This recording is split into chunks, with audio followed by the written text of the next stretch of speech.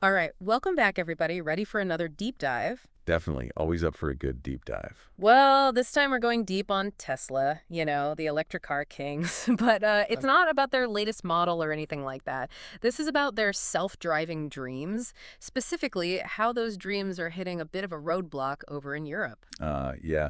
Europe, always a different story when it comes to tech, huh? That's putting it mildly. We've got this great article from the Telegraph that really lays it all out. And, well, let's just say it's not looking too smooth for Tesla across the pond. Imagine this. You pay thousands for this fancy, full self-driving feature, thinking you'll be cruising hands-free, but you can't even use it. That's a reality for some Tesla owners in the UK right now. Yeah, it's a real clash of philosophies, isn't it? You've got Elon Musk, Mr. Move Fast and Break Things, charging ahead with this vision of a fully autonomous future. And then you've got Europe, particularly the UK in this case, taking a much more cautious, I might say, skeptical approach. Well, skeptical might be putting it nicely, at least from Tesla's perspective. I mean, the UK's Department for Transport, the DFT, they've actually gone and restricted some of Tesla's most advanced driver assistance features. Yeah, and it's not just out of the blue. They've got their reasons, safety being the big one. The DFT is all about this phased approach, baby steps, making sure they fully understand how this tech works in the real world, how it impacts drivers, all that, before they give it the green light. So basically they're saying, hold your horses, Tesla. Pretty much. Oh. And for Tesla, that's a tough pill to swallow, especially when you consider how much they've hyped up this full self-driving thing. They've been promising it for years. People have paid a premium for it. And now it's like, oops, sorry, not so fast. And this isn't just a UK thing either, right? It's like the whole of Europe is hitting the brakes on Tesla's autonomous ambitions. Yeah, the full version of FSD, the one they launched in the US back in 2020, well, get this, it might not be available in Europe until 2028. That's like a lifetime in tech years. 2028. Are you serious? That's a massive delay. And, there's this whole debate about whether this cautious approach is stifling innovation or if it's just good, sensible regulation. I mean, where do you land on that? It's a tough one, isn't it? On one hand, you want to encourage innovation, let these companies push the boundaries, but on the other hand, you don't want to rush things, especially when it comes to something as potentially dangerous as self-driving cars. And, even Tesla's former head of safety policy, he actually quit over this, said the slow pace in Europe was hurting their competitiveness. Ooh, talk about voting with your feet. Yeah. But hang on, let's get back to basics for a sec. When we say full self-driving, are we really talking about cars that can drive themselves completely, no human input needed? Well, that's where the name gets a bit tricky. Legally speaking, Tesla's FSD, even the full version, is still considered driver assistance technology, meaning the driver is ultimately responsible. If there's an accident, it's on you, not the car. Okay, so that's a really important point. Even with FSD, you can't just zone out and let the car do its thing. You've got to stay alert, hands on the wheel, ready to take over if needed. Absolutely. It's more like a super advanced cruise control, not a chauffeur. So this whole vision that Elon Musk has been painting, cars driving themselves completely, robotaxis roaming the streets, it's all a bit further off than he makes it seem, at least in Europe. It is, and you have to admire Musk's ambition, his vision for the future. But it's bumping up against reality, the reality of regulations, the reality of how long it takes to develop truly safe and reliable self-driving technology. It's not just a software update away. It's a long road, no pun intended. Exactly. And there are a lot of twists and turns along the way. Okay, so Tesla's in a bit of a pickle here. They want to push ahead with FSD, but Europe's saying not so fast. So what are their options? I mean, can they challenge these regulations, try to get them changed? They could try, but I wouldn't bet on it. European regulators, they're pretty tough, especially when it comes to safety. They're not going to be swayed easily by a Silicon Valley company saying, trust us, our tech is ready. So they're kind of stuck between a rock and a hard place. They've built their brand on this image of being cutting edge, pushing the boundaries, but now they're facing this wall of regulation, and it's not going anywhere. It's a tough spot to be in, for sure. And it's interesting because this whole situation raises a bigger question about the role of regulation in the tech world. Do you slow things down to make sure everything's safe? Or do you let things move fast and risk some bumps along the way? It's a balancing act, and it seems like Europe and Tesla, they have very different ideas about where that balance should lie. Exactly. And it's consumers who are caught in the middle, especially those who bought Teslas with FSD, thinking they were getting a glimpse of the future. Yeah, talk about a frustrating situation. You pay all this money for this futuristic feature, and then you're told, sorry, you can't actually use it. I mean, how are Tesla owners reacting to this? Well, you can imagine there's a lot of disappointment, some anger even. It's like having a Ferrari, but only being allowed to drive it in the school zone. That's a perfect analogy. You've got all this power under the hood, but you can't really unleash it. And it's not just the inconvenience, it's the principle of the thing.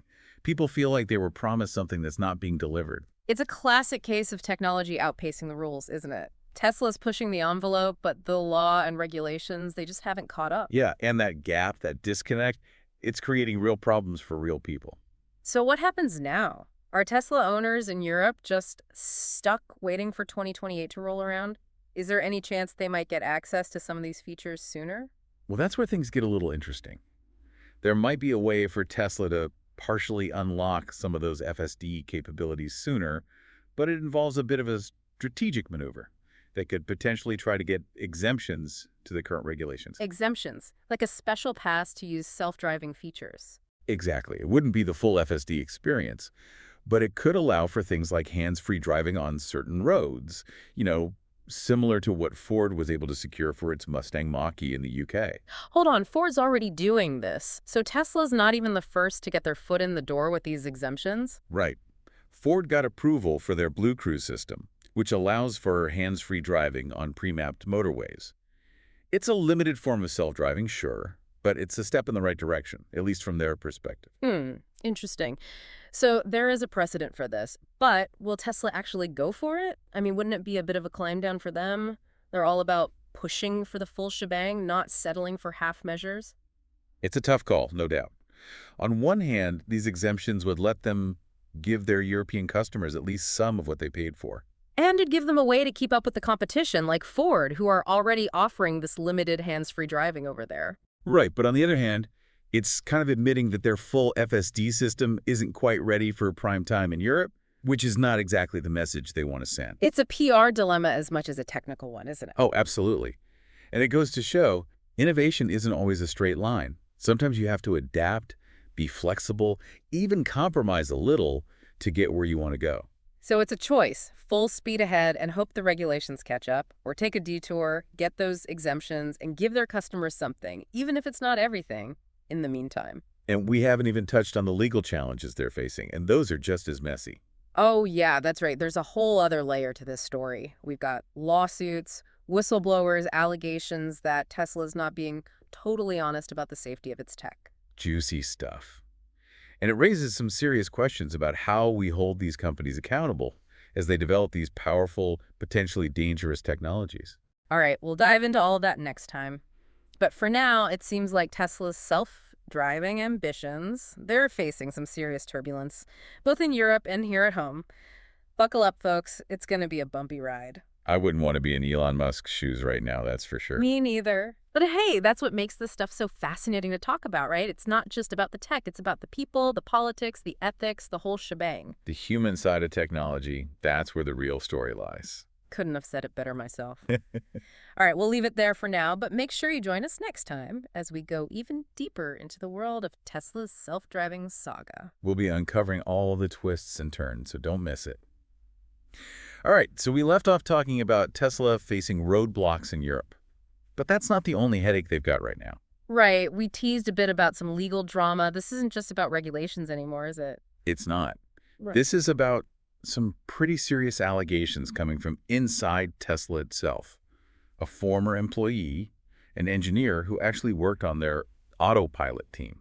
Wait, autopilot, that's different from the full self-driving stuff, right? Exactly. Autopilot's been around longer.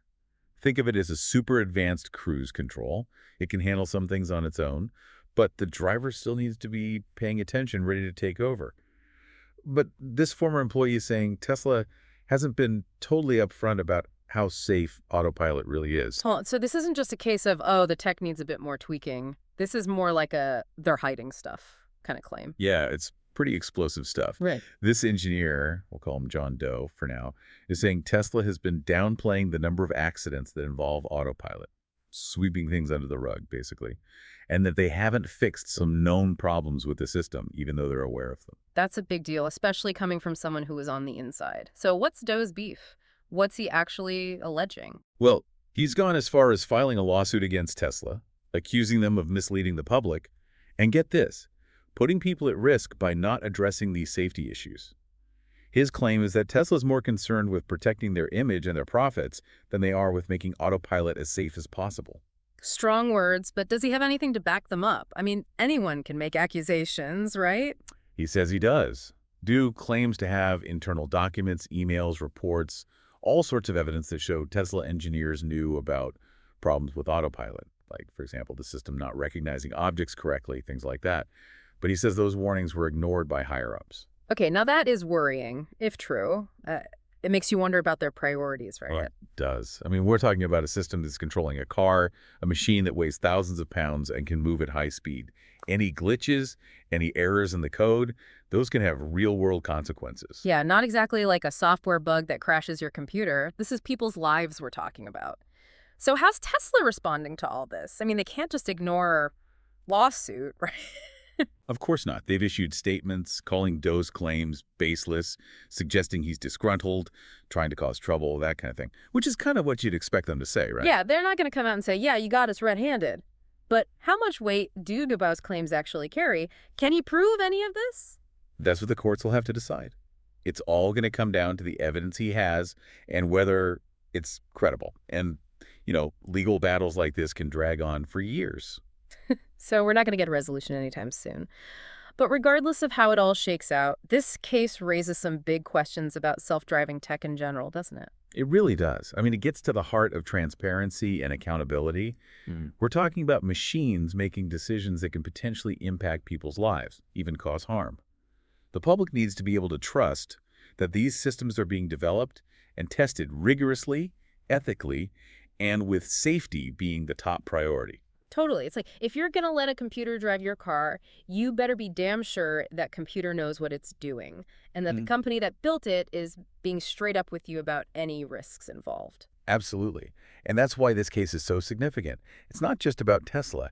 It's about the whole industry, the whole idea of self-driving cars. It forces us to ask, how do we regulate this stuff? How do we ensure that these companies are being responsible, that they're putting safety ahead of profits, ahead of hype? It reminds me of what happened with those Boeing 737 MAX crashes a few years back.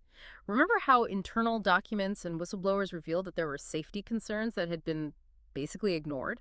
It feels kind of similar, like this potential for corporate interests to clash with public safety. It's a very apt comparison, and it shows why we need strong oversight, independent investigations to make sure these technologies are being developed and used responsibly.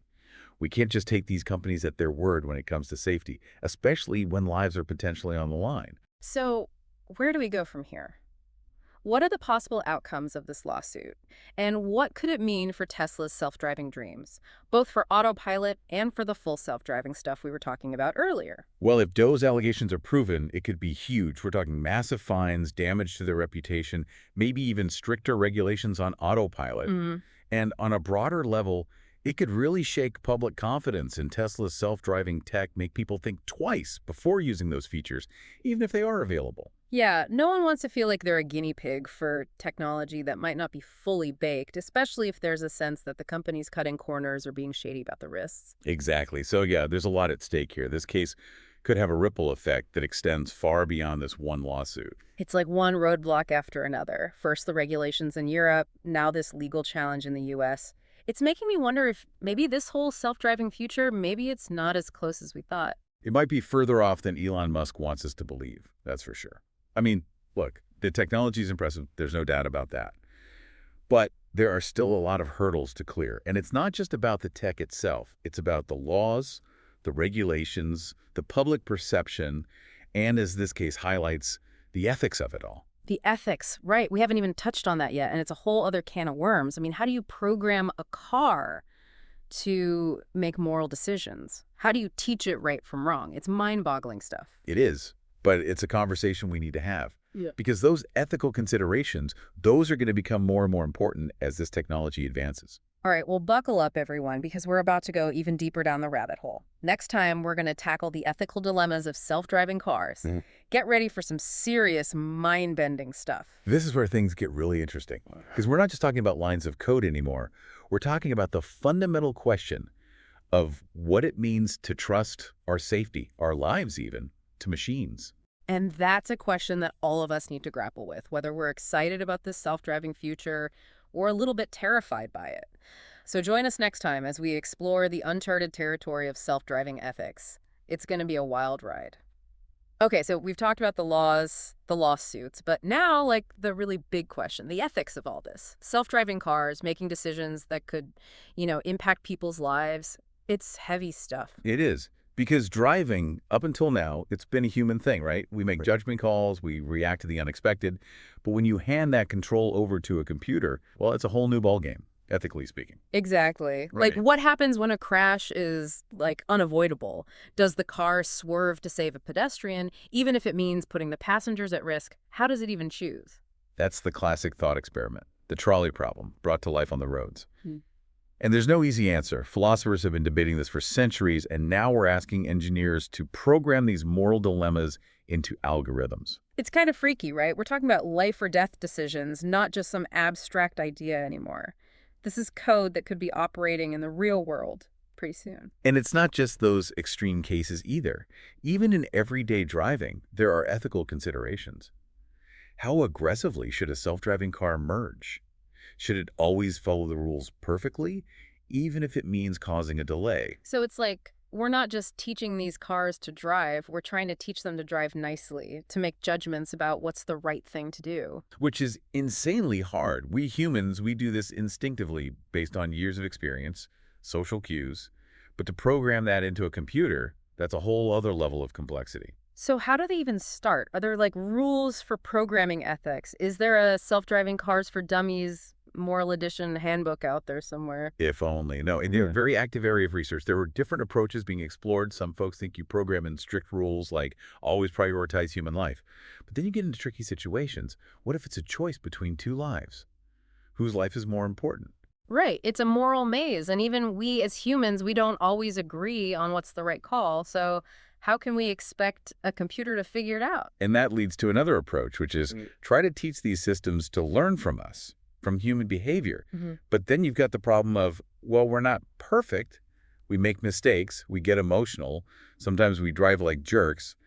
Do we want self-driving cars to copy all that? So it's a catch-22. We want ethical self-driving cars, but we don't even have a clear definition of what ethical means in every scenario. And even if we did, translating that into code that a machine can understand feels impossible. It's a massive challenge. But I think having these conversations, acknowledging the complexity, being honest about the fact that there might not be perfect solutions, at least not yet, that's important. Yeah, it's definitely made me think this self-driving future, it's not just about the cool tech and the convenience. It's got some like philosophical baggage we need to unpack. It does. And the choices we make now about how we develop this stuff, regulate it, they're going to have a huge impact down the line on all of us. Well, I think we've given our listeners a lot to think about today, from those European roadblocks to the legal battles here, and now these ethical dilemmas. It's been quite a ride. It has. And it's a journey that's just beginning, the development of self-driving cars. It's an ongoing thing. It needs constant evaluation, adjustments. We're all figuring it out as we go. And to our listeners, stay engaged, keep learning, form your own opinions. This conversation, it's not over, and it's one we need everyone to be a part of. Because ultimately, the future of transportation, it's something we're all creating together. Thanks for joining us on this deep dive. Catch you next time.